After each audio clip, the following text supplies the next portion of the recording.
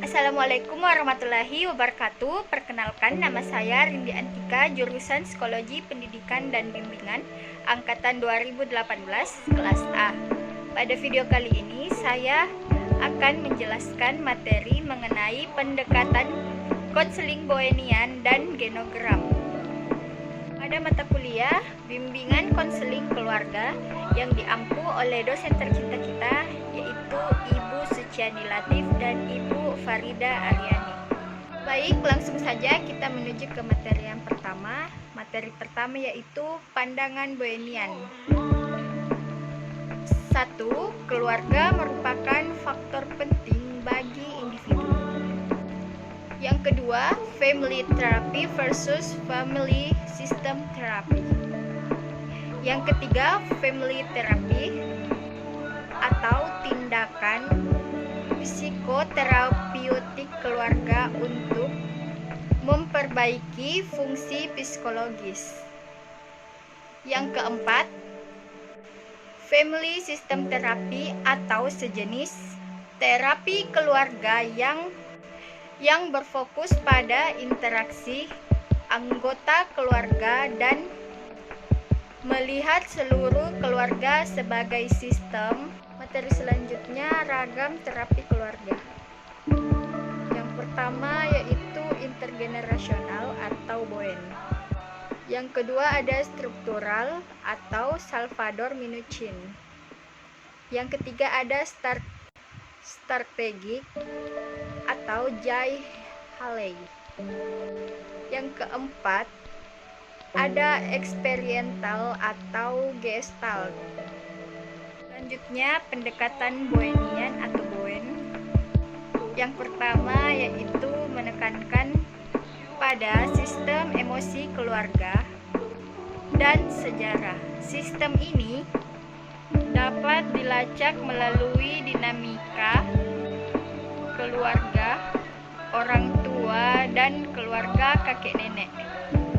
Yang kedua, keluarga memproyeksikan emosi mereka pada anggota keluarga tertentu dan anggota keluarga itu memberikan reaksi terhadap keluarga lainnya.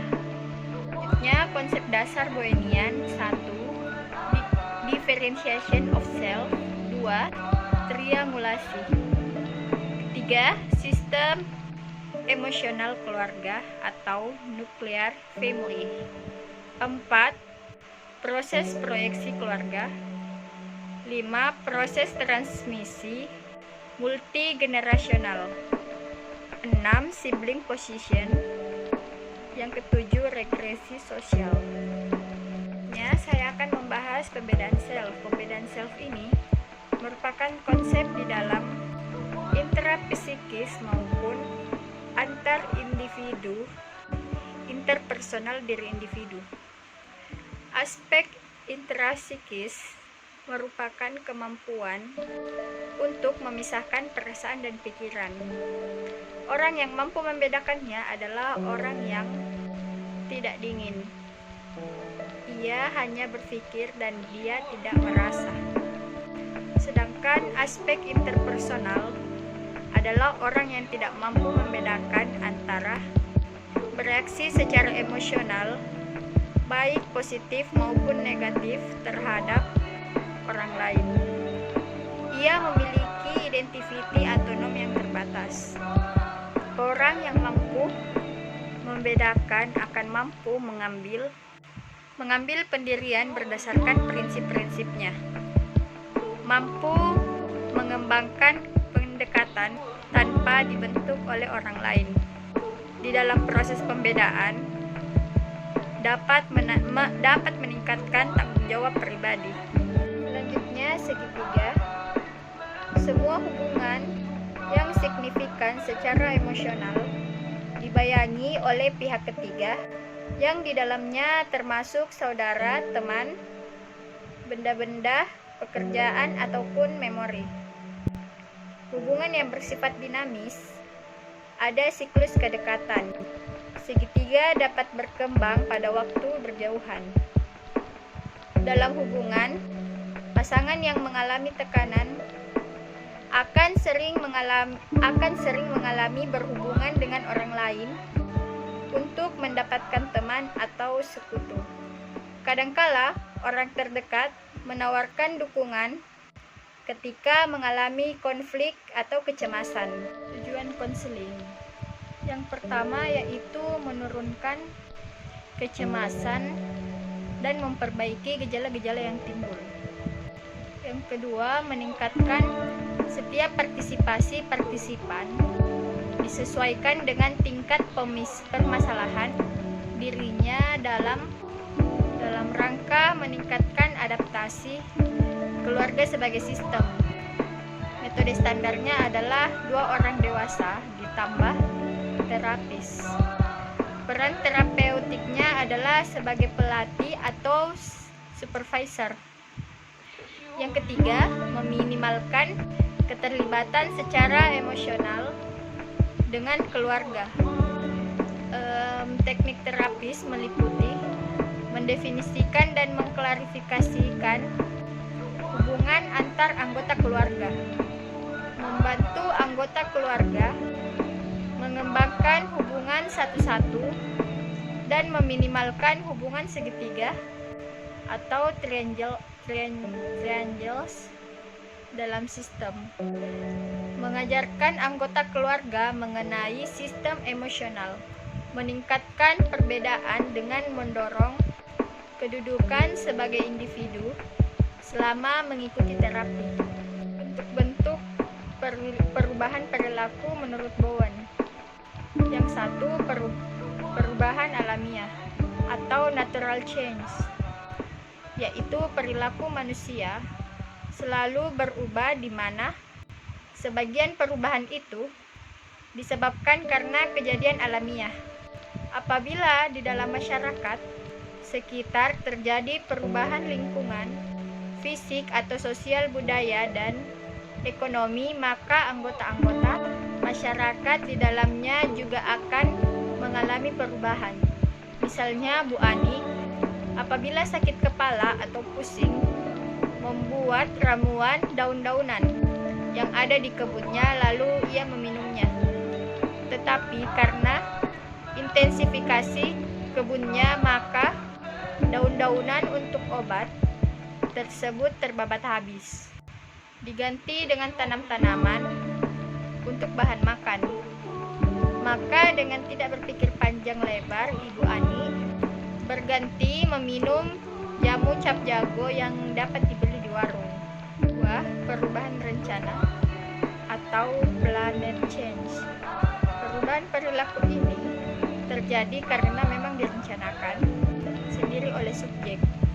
Misalnya Pak Anwar adalah perokok berat, tetapi pada suatu saat ia terserang batuk-batuk yang sangat mengganggu, maka ia akan memutuskan untuk mengurangi merokok sedikit demi sedikit, dan akhirnya dia berhenti merokok sama sekali.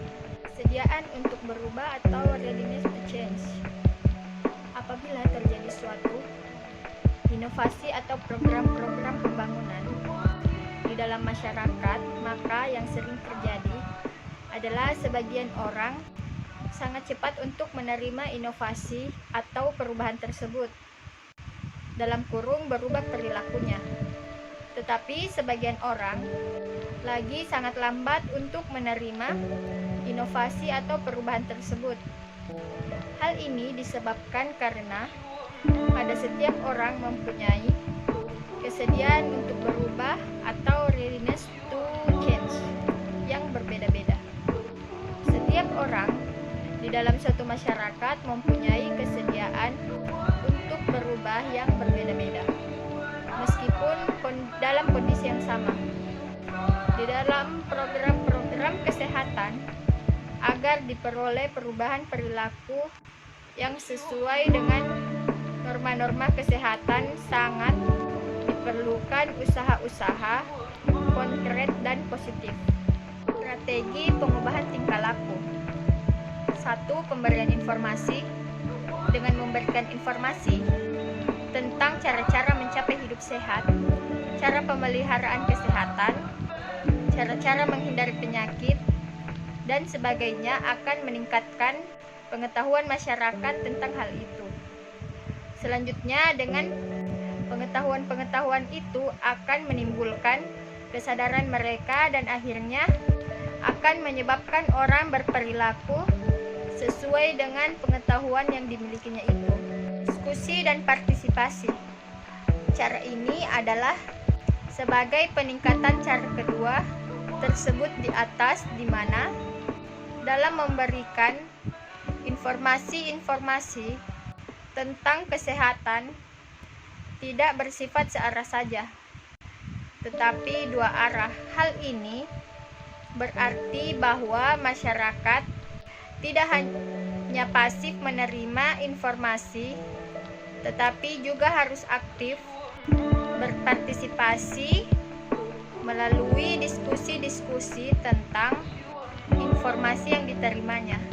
Adapun teknik yang digunakan yang pertama yaitu 1. Genograms, 2. Kembali ke rumah, 3. Detriangulasi, 4. Hubungan orang perorangan, 5. Perbedaan self. Baik, sekian dari materi yang saya sampaikan mengenai pendekatan konseling Boyenian genogram. Mohon maaf jika terjadi banyak kesalahan. Semoga apa yang saya sampaikan mudah dipahami dan dapat diterima oleh teman-teman sekalian. Saya tutup dengan ucapan wassalamualaikum warahmatullahi wabarakatuh.